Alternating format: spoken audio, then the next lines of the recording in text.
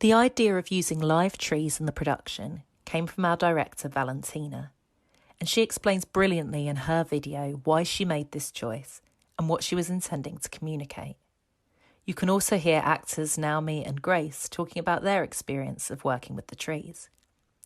We decided to mount the trees on platforms with wheels.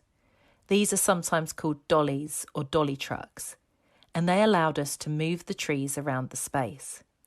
This functionality became very useful when we were looking for a way to demonstrate the cyclical nature of self-harm. So when I was researching the play, I became very interested in the work of a researcher called Dr. Dennis Orgren, and I interviewed him to find out more about his work. He explained that everyone's perfectly understandable reaction to a young person who is self-harming is to focus on the self-harm and to keep telling them or begging them to stop, rather like Tash's mum does in the play.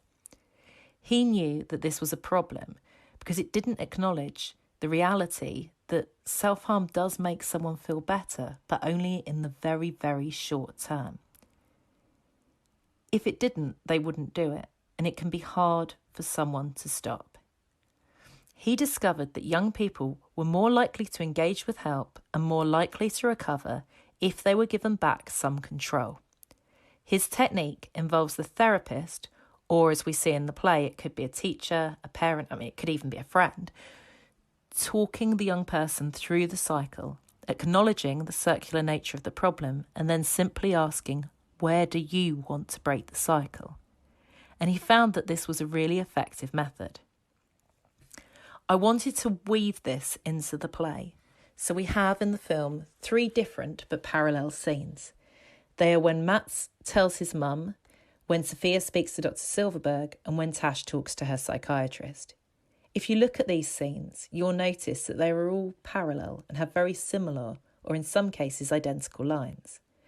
Valentina and I both really wanted to draw attention to these parallels, so she chose to direct all 3 of these scenes with the same choreography, with the actors stood on the blocks and the trees circling around them.